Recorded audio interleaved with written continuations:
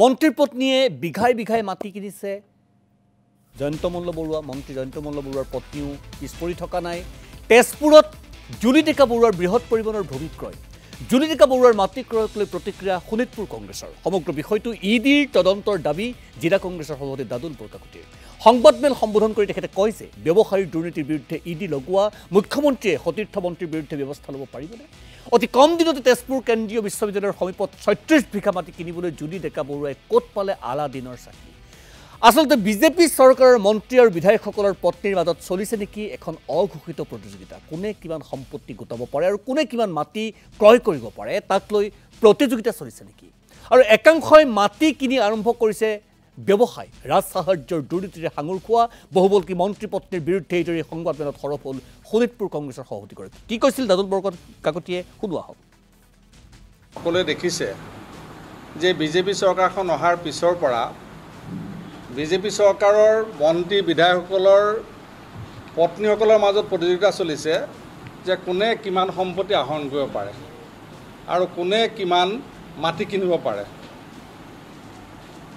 আমি লক্ষ্য কৰিছোঁ যে বিজেপিৰ বহুতো মন্ত্ৰী বিধায়কৰ ইতিমধ্যে বহুতো কোম্পানী তেওঁলোকে গঠন কৰিছে কোম্পানীৰ নামতেই হওক তেওঁলোকৰ ব্যক্তিগত নামতেই হওক এতিয়া তেওঁলোকে মাটি ক্ৰয় কৰি ব্যৱসায় আৰম্ভ কৰিছে আমাৰ প্ৰশ্নটো হ'ল যে এইখন চৰকাৰৰ মুখ্যমন্ত্ৰী ডাঙৰীয়াৰ অতিকৈ ঘনিষ্ঠ বহুবলকি বিধায়ক শেহতীয়াকৈ বহুবলকি মন্ত্ৰী এতিয়া তেখেত শেহতীয়াকৈ ৰাজ সাহায্য লোৱাৰ নামত যি দুৰ্নীতি হৈছে নিজৰ পৰিবাৰৰ নামত জল জীৱন আঁচনিৰ নামত কোটি কোটি টকা কেলেংকাৰী হোৱা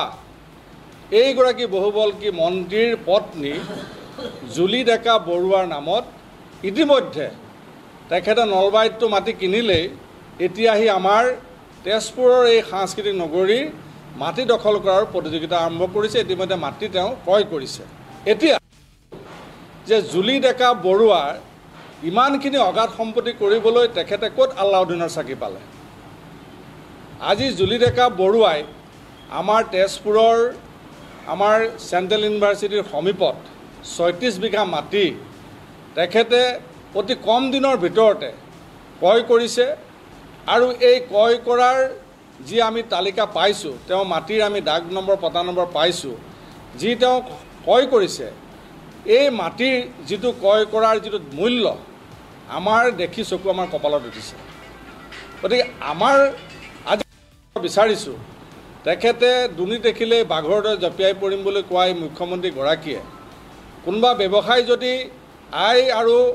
ব্যয়ৰ মাজত যদি কিবা সামঞ্জস্য হয় কোনোবা বিৰোধী ৰাজনৈতিক দলৰ যদি আয় ব্যয়ৰ মাজত সামঞ্জস্য হয় তেতিয়াহ'লে তেখেতে কি কৰে ইডি লগাই দিয়ে আমাৰ আজি প্ৰশ্ন হ'ল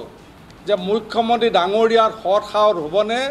জুলি ডেকা বৰুৱাৰ ওপৰত ইডি লগাবৰ কাৰণে আজি আমি তেখেতক দাবী জনাব বিচাৰিছোঁ যে জুলি ডেকা বৰুৱাৰ ওপৰত অনতিপলমে ইডি দ্বাৰা তেওঁ তদন্ত কৰাব লাগে যে জুলি ডেকা বৰুৱাই ইতিমধ্যে আমি জানো নলবাৰীতো তেওঁ অজস্ৰ সম্পত্তি আছে অজস্ৰ তেওঁৰ নামত মাটি বাৰী আছে তেখেত এগৰাকী মন্ত্ৰী বিধায়কৰ পত্নী হৈ ইমান কম দিনৰ ভিতৰত ইমানখিনি সম্পত্তি আহৰণ কৰিবলৈ ক'ত সুবিধা পালে আমাৰ বেচৰকাৰী মতে গম পোৱা মতে তাত প্ৰতি কথাত ২৫ লাখকৈ বা ২০-২৫ লাখ হ'ব কিন্তু তেওঁলোকে কি কৰিছে চৰকাৰী মূল্য মাত্ৰ বিঘাত ১৮ লাখকৈ এটা কিনাৰ প্ৰক্ৰিয়া লৈছে গতিকে ইয়াত নিশ্চয় আমাৰ প্ৰশাসনৰ যদি সহযোগ নাথাকে তেতিয়া নিশ্চয় কৰিব নোৱাৰে আজি আমাৰ সাধাৰণ ৰাইজে যদি মাটি এটা ৰেজিষ্ট্ৰেশ্যন কৰিবলৈ যায় কোনোবা যদি বিপদত পৰে যে মোৰ ঘৰত পৰিয়ালটো বিপদত পৰিছে মই বাহিৰলৈ চিকিৎসা কৰিব দিব লাগে মই মাটি বিক্ৰী কৰিব লাগে তেতিয়া কিন্তু NOC তেওঁলোকে নাপায় কম দিনত কিন্তু আজি মন্ত্ৰী পত্নী হোৱাৰ লগে লগে তেওঁলোকে ২-৩ দিনৰ ভিতৰতে তেওঁলোকে NOC পায় মাটি বিক্ৰী ক্ৰয় বিক্ৰয় কৰিবৰ কাৰণে গতিকে এই কথাবিলাক ৰাইজে বুজি পাইছে গতিকে আমাৰ দাবী হ'ল এই চৰকাৰখন সদায় ধনীৰ লগত আছে দুখীয়াৰ লগত নাই ইয়াত খালি প্ৰতিযোগিতা চলিছে এইখন চৰকাৰৰ দিনত কোনগৰাকী মন্ত্ৰী বিধায়কৰ পত্নীয়ে কিমানখিনি সম্পত্তি আহৰণ কৰিব পাৰে কিমানখিনি মাটি কিনিব পাৰে কিমান স্কুল খুলিব পাৰে কিমান ব্যৱসায় কৰিব পাৰে দুগ্ধ পাম খুলিব পাৰে তেওঁলোকৰ মাজত আজি প্ৰতিযোগিতা চলিছে